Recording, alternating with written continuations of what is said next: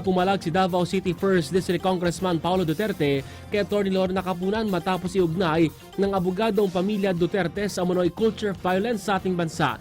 Noon na nang inihag ni impeachment private prosecutor Capunan na umunoy mga banta ni Vice President Sara Duterte kay Pangulong Ferdinand Marcos Jr. at ang mga legasyon ng extrajudicial killings ng Duterte administration ay nakadaragdag sa ganitong kultura. Inihag po nito ni Capunan ng tanungin tungkol sa nangyaring school shooting sa Ateneo de Zamboanga University.